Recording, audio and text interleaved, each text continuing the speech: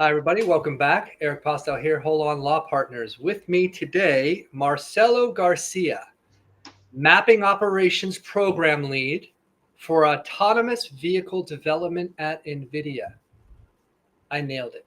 Marcelo, thanks for joining me today. Thank you for having me, Eric. So we were joking before this that the titles are a little bit nebulous over there, but it's actually seems to be a very descriptive title. What does it mean in relation to what is your really kind of your day-to-day job over there? Sure. Before I get into any of the details there, maybe this is a good opportunity to kind of clarify that as I describe, the way I operate and the way I fit into the bigger picture here. It's just want to say that my views or what I express today are my views and not the views of or the official position of my employer, NVIDIA, but I'm happy to talk about some of the really exciting things that we're doing there. NVIDIA's counsel thanks you. You have waived all of their responsibility for the things you say. These are your opinions, and I appreciate you sharing them. Absolutely, thank you. So the joke made previously has to do with the fact that AI is a space that's developing so quickly that taking the time to, I guess, solidify an official title or position is sort of a wasted effort. What I'm doing now is quite different than what I was brought on to do. I was hired at the company 3 years ago to do, and is likely very different than what I will be doing a year from now. The rate of development is just that fast, and there's a lot of discussion now in the general, the general space about how AI is transforming and disrupting jobs, and nowhere is that more true than in the AI industry itself. I essentially had to come up with a descriptor that more or less encapsulates my, what might be considered the thrust of your focus. Oh yeah, just for the purpose of this discussion, because internally it's just, hey, let's ask the map ops guy, right? We're more. NVIDIA has what's called a pick culture, a person in charge, and so basically they take a particular feature or area and say, hey, we're assigning this individual as the person responsible for that thing, and if it requires additional skills, we either need that person to develop it or employ their resources to find the right person that can help close that skill gap. And so even levels of authority vary in order to complete the mission, if you will, of making sure that thing that you're responsible for is properly executed. Right. So what are you responsible for? So I think in order to properly describe it, and I'm going to assume that the audience here is not super well versed on how autonomous vehicle development works. So maybe we should break it down into components. The first thing, that's a big one. Autonomous vehicles, that's the starting point of the world that you work in. Yes. What does that even mean? What does it mean to be an autonomous vehicle so that everyone can understand?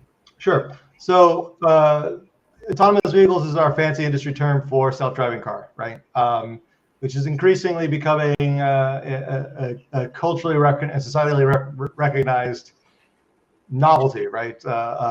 Whether it's your Tesla vehicle that drives itself in traffic, or in certain cities in America, you can grab a Waymo taxi, which doesn't have a driver and will take you from place to place, but in very limited settings.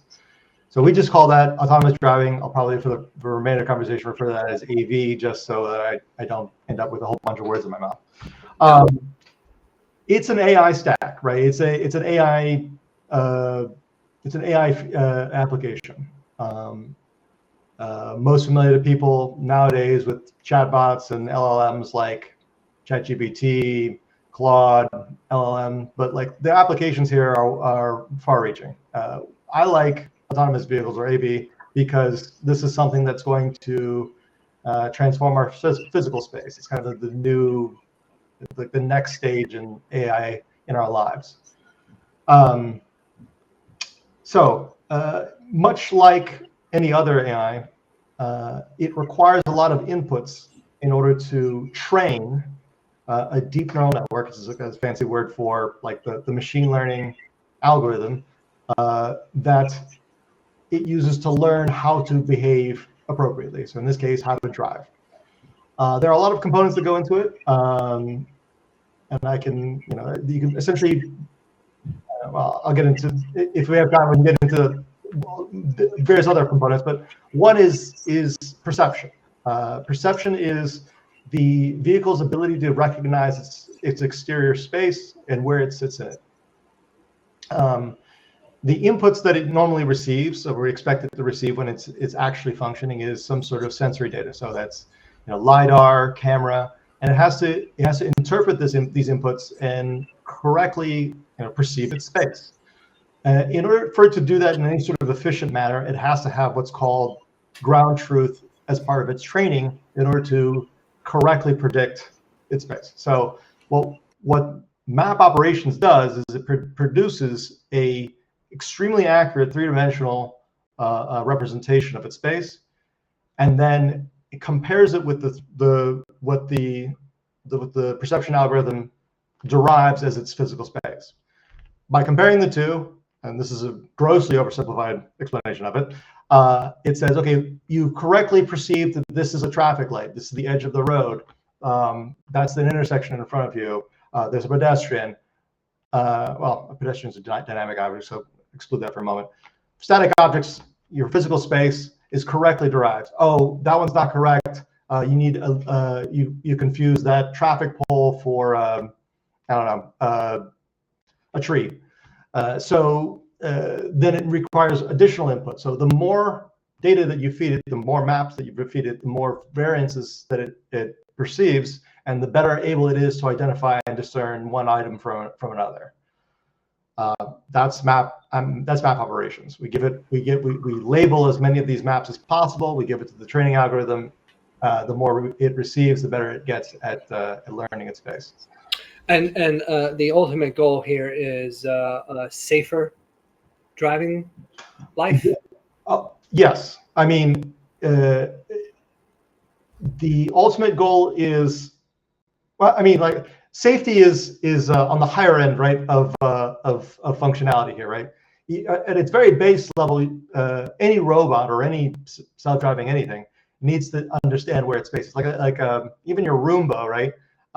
You don't want it to just continually run into a wall, right? It has essentially a very simplified perception of space. The more sophisticated Roombas will actually map the space in which it operates.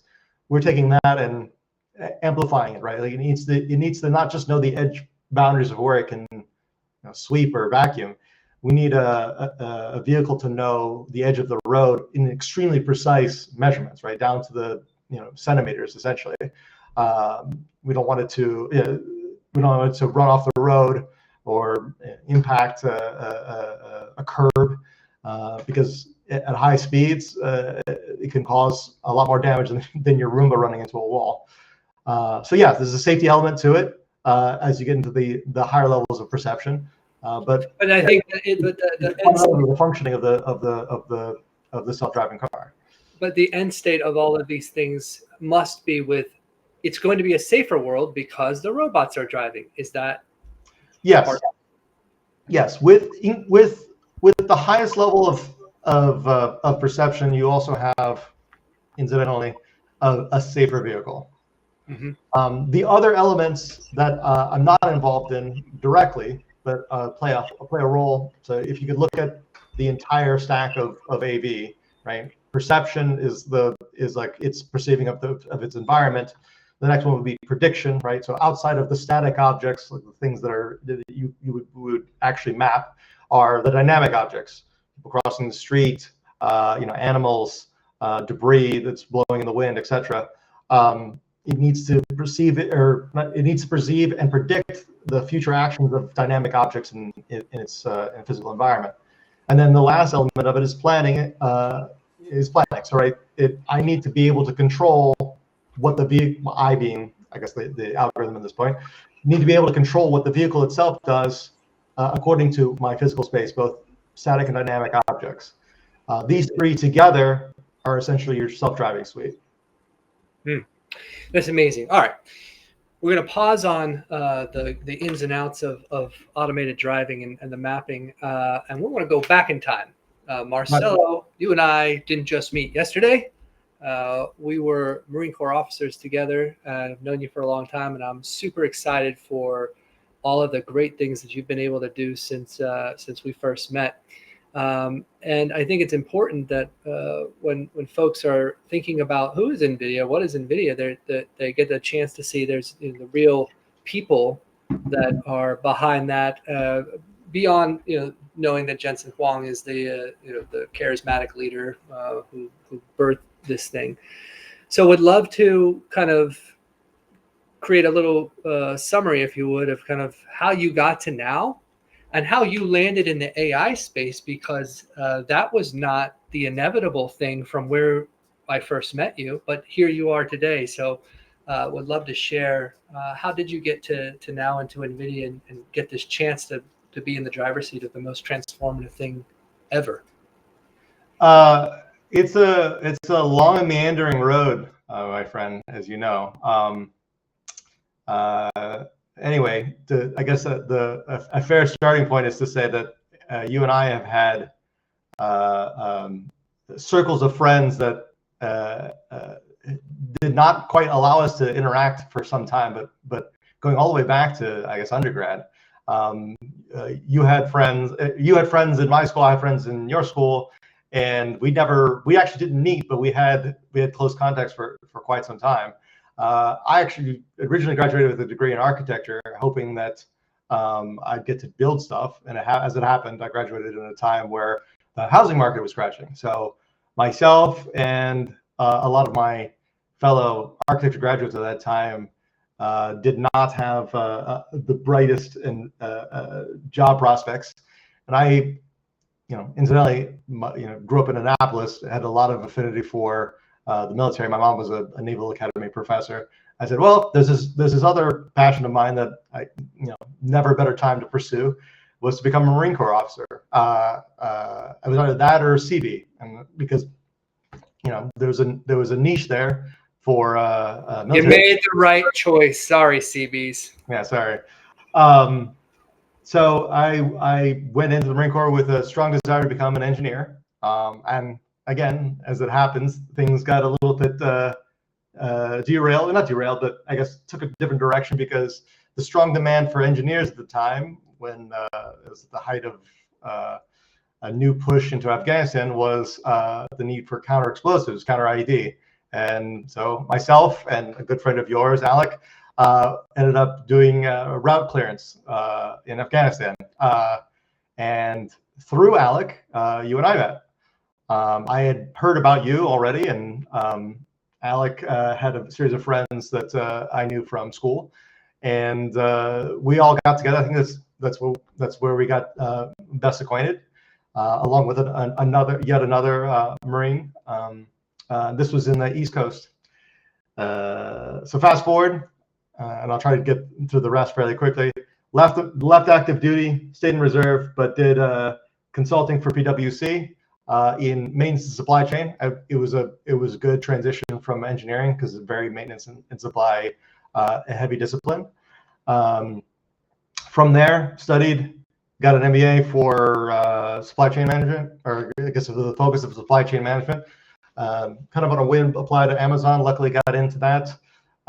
They had a need for reverse supply chain, and I ended up doing recall, product recall for them for some years. Transitioned there to last mile logistics, and it happened that one of my last projects there was the application of ML, machine learning, for better predictions of line haul truck arrivals. This was a really fascinating project. And one of my PwC contacts was like, hey, this is a cool thing that you've described to me. Hey, have you considered maybe applying to NVIDIA? And I said, well, I don't really know anything about self-driving cars. And they said, well, when I was in the interview with them, they said, well, if we limited our pool to just those people in this space, we'd be fishing in a very small pond. So the pitch was, look, the management flow of data is essentially a digital supply chain. You've got experience in this space. See if you can apply, see if there's a application here of those skill sets in this space. And it turns out there was. But like I said in the beginning, you come on doing one thing, you end up doing something kind of different. I still do kind of the management flow of data, except for now it's not data, it's less broad, it's more specified to map data and meeting the needs of our internal customers, which is the neural networks themselves. And hopefully that answers your question. Yeah, no, I want to kind of pick on a topic that I think is just an interesting observation, is how much from your experience in the Marine Corps do you think you really were prepared to do this type of thing where it was constantly changing, but you're applying a mindset and skills to different types of problems? I hear you and say, well, that was my experience in the Marine Corps. I wonder if that was Marcelo's, and if we were, rather well trained to do environments like that. What do you think? So, absolutely. I hadn't given it that much thought until you mentioned it just now. But and maybe for the rest of the audience that doesn't know, every Marine officer gets trained to be an infantry officer, or at least in a provisional infantry officer, and our training in Quantico includes a variety of disciplines. No one goes into, except for attorneys, no one goes into the basic school, which is the kind of the academy for the Marine officers, absolutely knowing what they're going to do when they graduate, which especially school they'll end up in.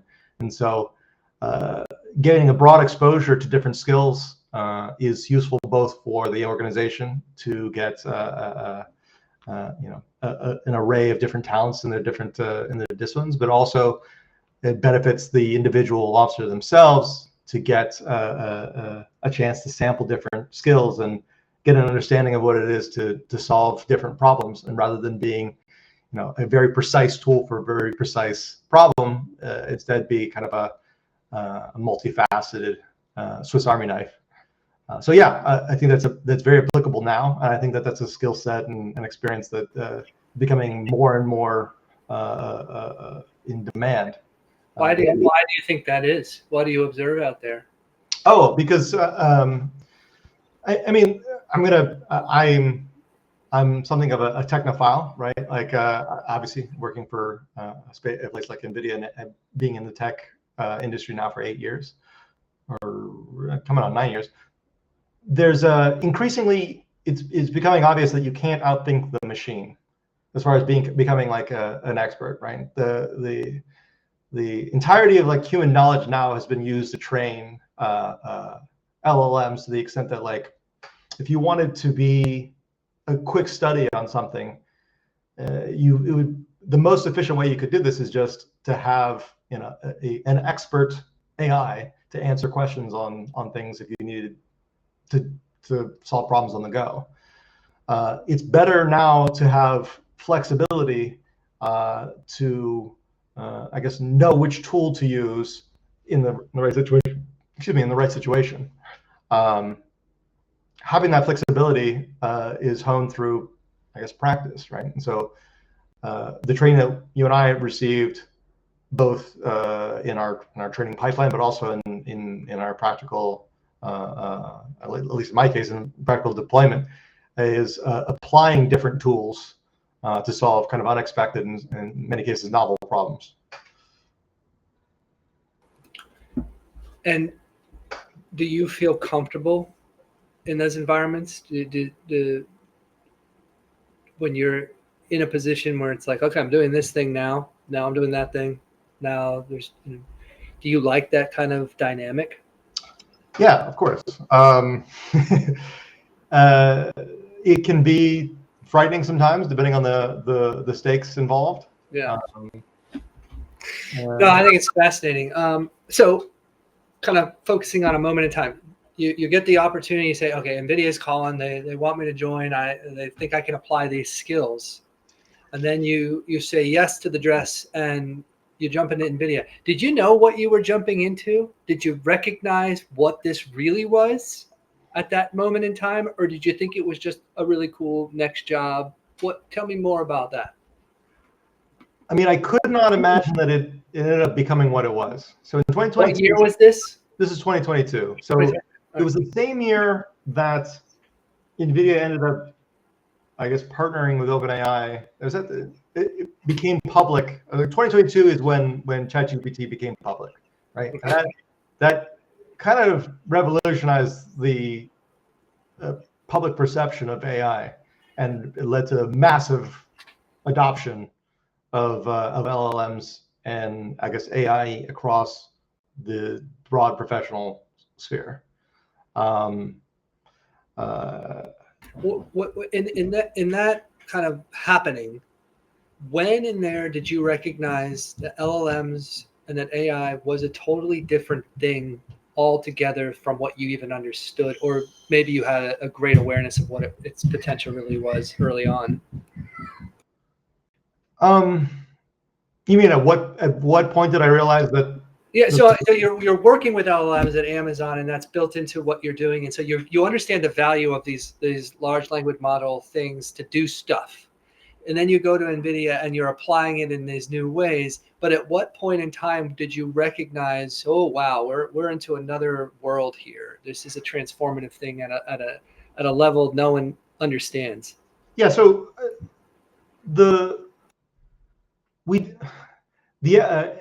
LLMs are just to be clear, like in Amazon has been one of the. I'll speak very flattering here of Amazon. Amazon is probably the most data-rich environment I've ever worked in, and probably will ever work in. They have data on everything, right? This is the brilliance of matching AWS with a consumer business that serves everybody, right? So virtually everybody, right? So they have information, they have more information, they have more data than they know what to do with, quite literally, on everything, right? Every minute action there's data for. What they were lacking, and at least what they were lacking in 3 to 6 years ago, was some way to interpret all of this, right? And so this is prior to LLMs. This is prior to their ability to scale the kind of analysis and data science required to garner like the big changes from it. The applications that I have been working on were one of many attempts to take that data and make something useful out of it, right? So the ultimate goal there was to take something seemingly unrelated, like our ability to predict the arrival time of third-party trucks, and ultimately translate that into deferred capital expense for the construction of delivery stations. And there's a strong connection between the two, right? There are knock-on effects there. It turns out to be a multiple order, connection, but these are connections that could only be made through dedicating the appropriate amount of people and time and experts to figuring all this out. By the time I left, LLMs, were not quite a thing, right? Or at least not quite a thing for the general public. I can only imagine what they're able to do now. Amazon now has its own LLM, Nova, which is not as well known as some of the others. But I mean, given the amount of data that they have, I would hope at least, they're applying these tools in order to derive all sorts of phenomenal insights and cost saving opportunities. As it pertains to NVIDIA, like when I applied there, when I joined the company, it was kind of like a novel problem set in order to apply what I hoped would be or it was a novel problem set in order to apply my skill set, and I thought, oh, this will work just great. Like, this would be a new challenge for me. I had not realized how much I knew that in the long run, something like autonomous vehicles is going to have like a significant impact on society. At the time, NVIDIA had a partnership, a public partnership, a publicly known partnership with Mercedes-Benz, and then since then has expanded their automotive partnerships with Jaguar Land Rover, Toyota, General Motors, and so the scale that the impact has grown from when I started to now is I could not have predicted. And you compare that with this parallel development of LLMs. I mean, is it your observation that as fast as it has gotten here, it's only accelerating faster? Yes, yes, and increasing. It's. I think we're not quite. We haven't quite fully, like the general public has not quite appreciated how much this is still going to change our world. Yeah. I want to get into some depth on the general public. In my spaces, I'm talking to a lot of people that know what's going on. They're very close to the action, whatever the action is in AI, and they're doing it at different layers. I like to understand things very holistically and broadly, so I talk to different perspectives on the same general topic. But outside of that bubble, much like outside of the NVIDIA bubble, what is your perception of the general awareness of how quickly things are evolving on this technological front, and the changes or transformational or transitional things that are going to occur or are occurring in real time, and we should expect to see more of at a more visible and growing rate? So I don't have the numbers in front of me right now, but I have read polling about the public's perception of AI. Maybe after this I can send some of it to you, but the gist of it is this: there are people like yourself, who work closely with this, who kind of welcome, are a little bit more accepting of the changes that are brought on by the adoption of this type of technology. For those who are not necessarily technically savvy or don't work closely with it, it can be scary, right? There's some, I think, even warranted reason to be technophobic around the adoption of AI. There is I guess on the technophobic side, there's this perception that like it's going to take everyone's jobs away. And there's, for instance, I think Anthropic's CEO recently said that 10 to 20% of white-collar jobs will disappear within the next few years. And a statement like that out of context can be very terrifying. The thing is, I work in this space, right? So I don't, for my own sake, fear. It should be. Hopefully, I don't end up eating these words, but like I don't, for my own sake, fear that jobs will cease to exist, right? There are increasing need for different types of work, and as we mentioned earlier, or I mentioned earlier at least, the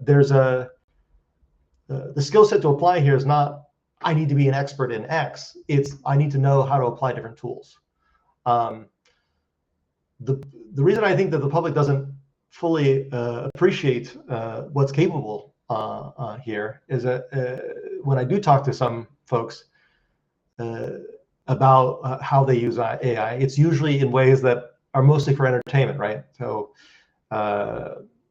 or I mean, it's for grifting purposes, right? Like I use this AI to write a book, and I sold this book for X amount of times, or I use this AI to, create a funny meme, or like what was the popular one? They could just Studio Ghibli style their for entertainment. Yes, for entertainment purposes. Yeah. There's a tremendous utility, especially for people who otherwise would have to either pay or spend a lot of time personally when they could otherwise just ask the computer to do it, right? So, people who don't perceive this as something like, okay, well, it's basically a super Google, right? It's if I need research to be done.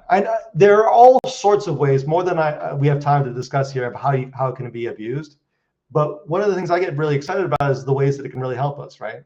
You and I have talked about this before. What's really exciting about AV space is that in the United States, at least, there's a huge problem with vehicular fatalities.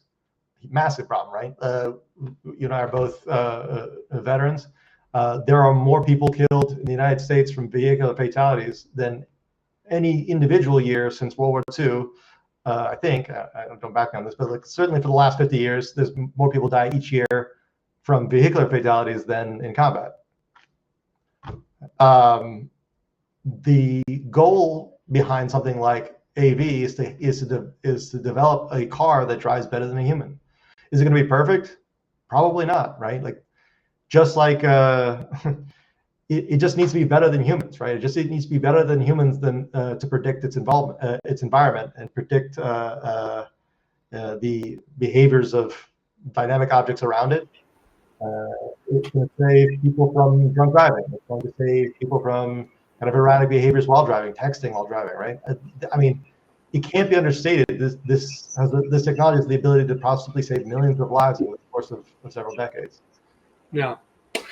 Kind of some just thoughts about where things might be going. All this mapping data seems that the goal is a lot of predictive analytics and predictive future mapping and scenarios, and that leads me to thinking about the virtual just experience. What are the other uses outside of the vehicle? Could these technologies kind of go? What's the next thing outside of the vehicle space that's into like that more virtual space of the mapping technologies and what you're doing? So one thing to think about it is mapping itself is like high definition mapping is itself a technology that's going to be replaced, right? What I encourage you and anyone else watching this to do is to actually go. NVIDIA has a video series on YouTube called Drive Labs, and it's put together by a colleague of mine, or at least presented by a colleague of mine, Viola Wu. In one of the most recent episodes, she's actually talking about mapless drive training. Okay, so I encourage you and anyone else watching this to go to NVIDIA's YouTube and check out a series called Drive Labs. And it's put on by a colleague of mine, Viola Wu. In one of the most recent episodes, she's actually talking about mapless driving. The problem with map labeling is that it takes it's very expensive, right? So we have actually hundreds of people working on generating this manual labeling, right? So we send collection vehicles out to gather all of this LiDAR data, and then someone has to human label all of these things in order to produce the ground truth, right? The thing that is going to be compared against the algorithm's output for what it perceives its environment to be. It's more accurate than it's the highest level of accuracy, and high accuracy ends up training the best algorithm, but it doesn't scale, right? So if we're talking about if we're talking about getting enough data such that we're achieving the highest levels of safety, the highest levels of safety, the highest, most efficient, most bestest driving capability, it needs data input on an order of magnitude far above what we're able to give it manually. One of the ways that Tesla solved this problem, or is solving this problem, is by crowdsourcing their data, right? So if you drive a Tesla, all of the places that it drives, all of the data that it collects ends up serving to further enhance its self-driving capability. Crowdsourcing is a great idea, but no one's going to human label the data that comes in from the crowd. You just can't do it, right? Like there's not enough people that they can hire to go manually. So even something like HD mapping is going to eventually get replaced. the mapping technology is not as or the mapping technology, the map labeling is not as necessary, is not as even fascinating as the function that it serves, which is enhancing perception. Perception has applications outside of AV in something like robotics, right? Physical AI, according to Jensen, in one of his more recent talks, is the next step, right? So if you look at the public adoption of AI, we had LLMs, really take off in 2022. More recently, you and I have talked about this as well. Agentic AI, basically, I tell the machine to do things that I want it to do rather than just give me information. It can now order my pizza. It can get flowers delivered. It does things in the real world, if only by accessing APIs that will go and initiate actions that will execute things in the real world. Physical AI, which is another way of saying robotics, right? It's our ability to fully inhabit or fully use that AI to inhabit and affect the real world. AV is a type of physical AI, right? It's a robot. What you're essentially doing is creating a robot. It just happens to look like a car and ferry you around. So if the future is in this physical AI, what does that look like when it converges with natural biological? What do you mean by that? Well, what happens when we have tree robots or earth robots? What happens when we're doing something in nature? Can we do something in nature? What happens when we make these applications into people? When we start talking about cyborgs, if we start adding the biological natural world component to things, what are your thoughts on that? The idea of merging technology and I guess biology is not a novel one, right? Anyone with a prosthetic is essentially a cyborg in a sense, right? Like they are biological matter enhanced, in some cases made complete by the use of technology. I'm not as familiar and probably cannot speak super intelligently on what developments exist or are underway about things in the cybernetic or cyborg realm. But I think that's also very promising, right? The one that I think about, sadly, is people from our generation that came back from war in Afghanistan and Iraq without all of their limbs, and how much a technology like this might seriously benefit them. No doubt about it. I think there's a lot of kind of philosophical questions that you can get into when you go down where does the convergence of AI technology and biological systems.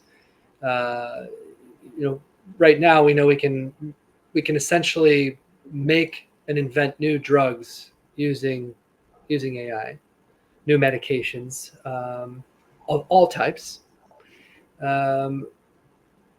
When you apply it to biology, you start to change the nature of that biological organism, supplementing AI technology in somewhere to do something. So whether it's a prosthetic arm, or a memory bank, or new eyes, a new way of perceiving, that these integrations, may have seemed like sci-fi at one point, but they're very realistic now. So it's a very interesting, imaginative time for what's possible also. And I wonder, when you're sitting around thinking about the amazing things you see, where does your imagination go on AI, and what kind of a future do you think is possible? So I have to steal a little bit of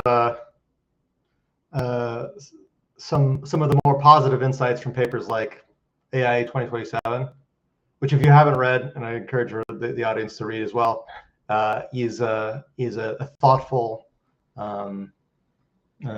speculation about the direction of AI in the near future.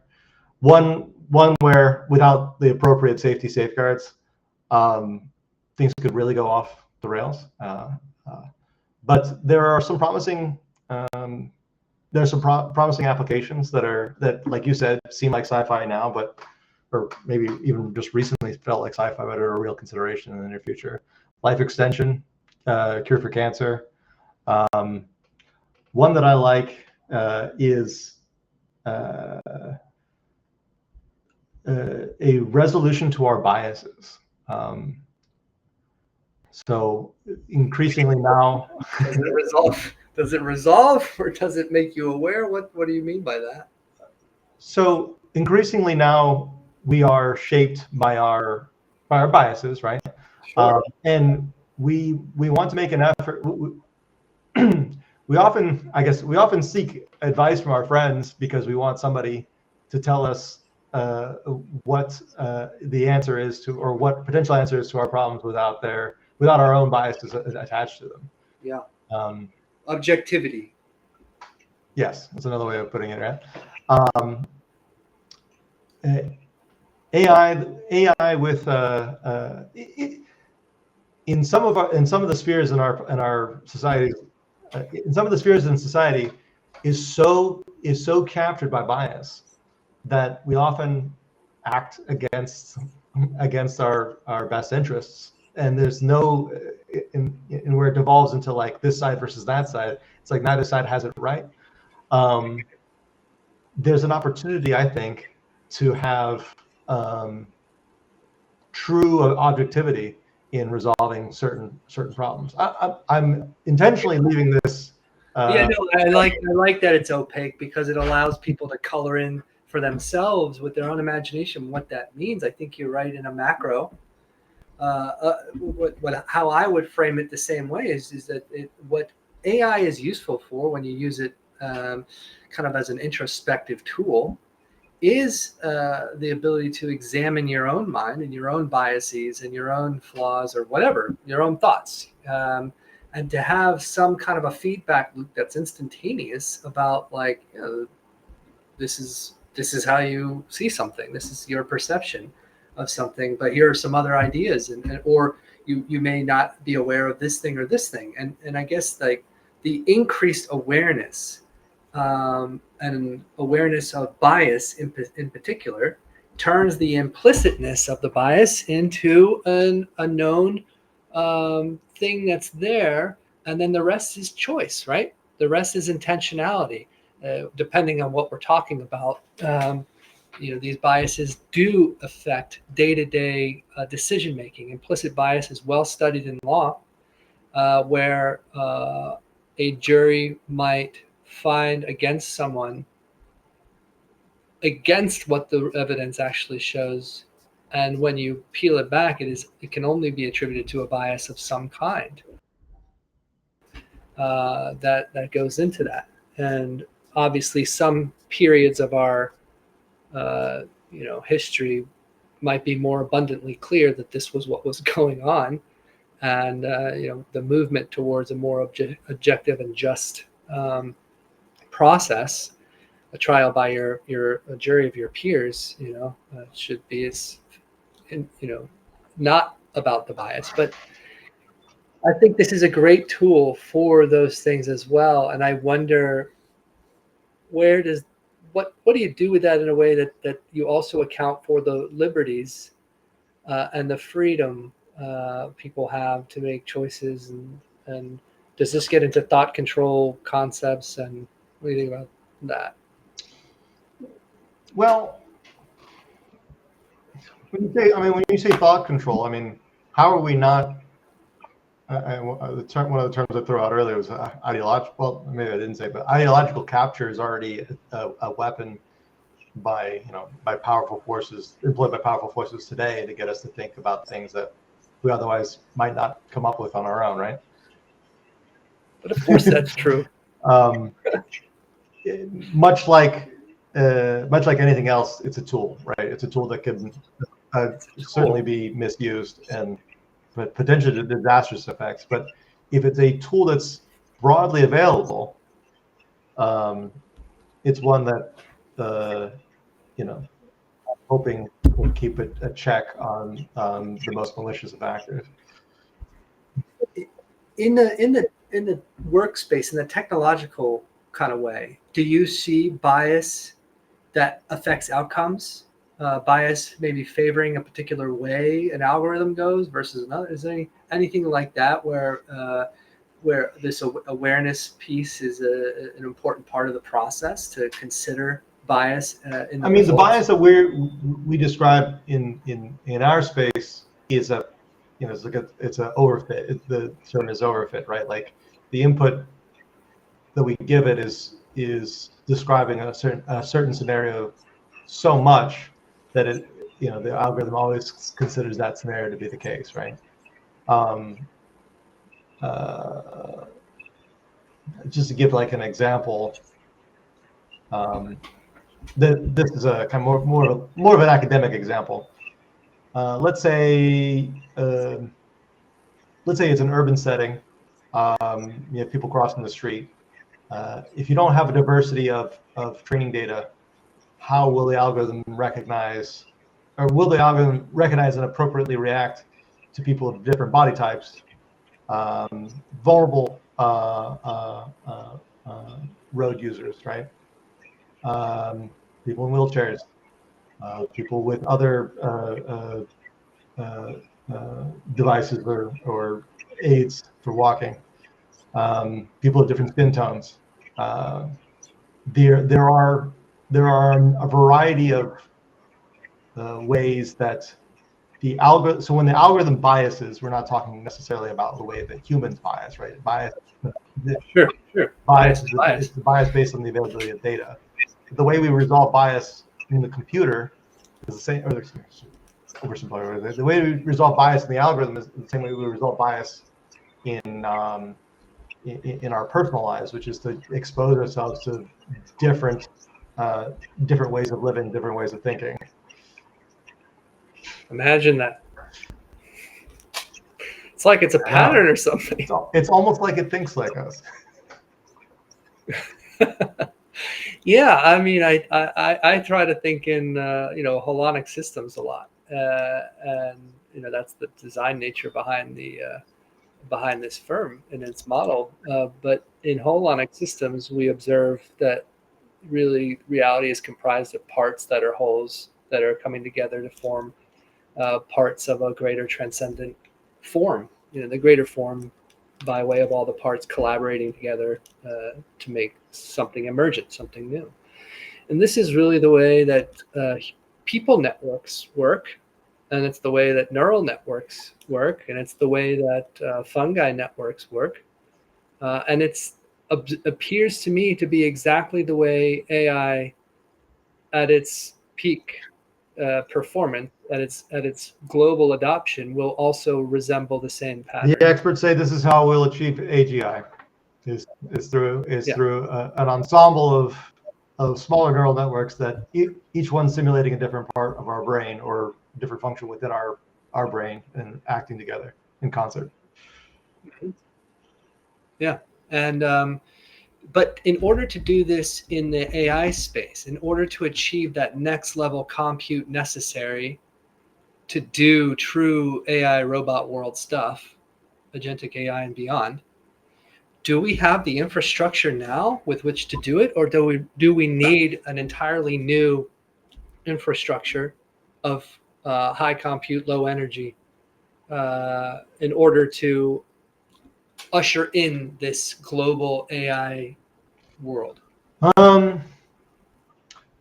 So as much as in the last few years, and there's another one that Jensen had a really great visual to represent. In the last few years, the cost of compute has dropped significantly, right? So the amount, the energy cost behind, the energy cost behind in inference, for instance, per token, and the cost is indirect cost by way of energy cost, has dropped like 97%.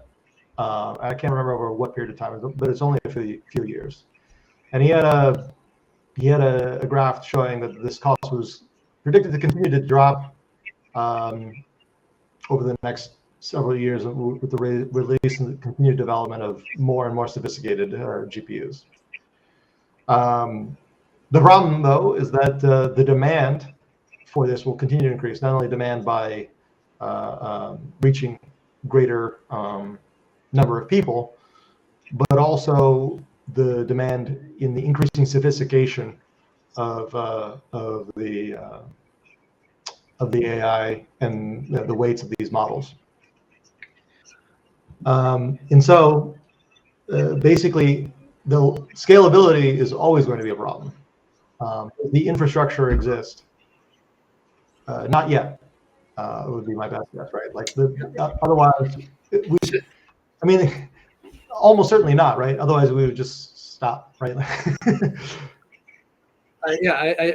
My hunch is also that the infrastructure does not exist, but that it must come into being in order for this world to exist that we're imagining together. That there's an inevitability to it. If the AI space and all of the things in all of its different categories continues going this way, it's going to require the railway system to ride on for it all to truly work. There's going to be a moment where there's a convergence piece and the network is there. Otherwise, it'll be siloed, stagnated, and not reaching full potential of what it's capable of. So I'm interested to see what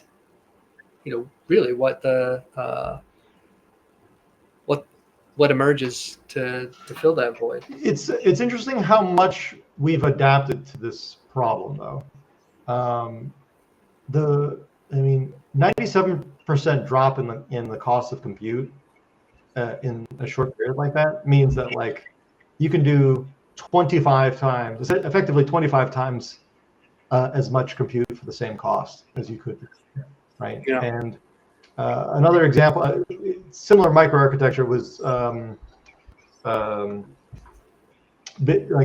crypto mining, right? So the use of prior to the widespread use of GPUs for AI training and inference, GPUs were largely used to do Bitcoin mining things, right? Until the invention of specialized hardware and for mining. In which case, once they did, the same effort was now 1,000 times more efficient than using a farm of GPUs, right? So we have a way of adapting our technology to meet the specific goal when the demand exists, right? The demand, the opportunity presented itself, and innovation made it happen. And I think that that's going to continue to happen. I hate to say like, well, progress just happens, but there are. Well, no, you're right. I happen to be real close to a company that I'm enjoying watching them become what I think could be that Cisco moment in AI, hypercycle. And my perspective is from learning from them that if it's not them, it's going to be something that looks a lot like them, and that more so it's an inevitability that it has to happen. In order for all these things. And your point is, yes, so what, it'll happen. And I'm like, yeah, it will, but it could be this, or we don't know exactly. Problems that demand attention, for sure. Power being a huge one, both for achieving the scale that we need and also not destroying the planet in the process. And that's a great, other arena. I'd love to have you on again to talk through some of these more real world implications, data centers coming up in a lot of different geolocations globally and their impact on the environment. And, how can we both progress and at the same time heal our planet? We've got to leverage these new technologies to do good, to make our planet healthier, and not just, produce the next thing that kills the local environment or poisons the people that live around it. all of these things. I think it would be a great discussion to kind of think about that with you, is like, how do we harness these things, not just for profit and for the next level of technology, but also to improve the dynamics of the world in material ways. Right on. Does that sound like a fun one? So anyway, Marcelo Up for that Garcia. We'll take a rain check on the deeper ones. Hey man, this was great. I'm so proud of you for all the things that you've been able to achieve. NVIDIA is a household name now, and I remember the first time you told me, I was like, NVIDIA, who, what? And you know, it wasn't, even though my partner Craig Yars knew all about them for the decade ago or longer, of all the graphics chips and all the things that they were doing in the computer space and in the video gaming space. But super proud of you. I think that you're a part of that, like, edge, and it's so wonderful to learn that the people at the edge are, you know, well-intentioned and thoughtful, and have real-world experience, have seen the ugly, and are trying to create something better. So thank you, Eric. I appreciate it very much. Hopefully get to talk to you again soon. No doubt. We will. Everyone, thanks for tuning in. Eric Postow, Holon Law Partners. Stay tuned to the next episode or thing or whatever we do. Bye. See ya.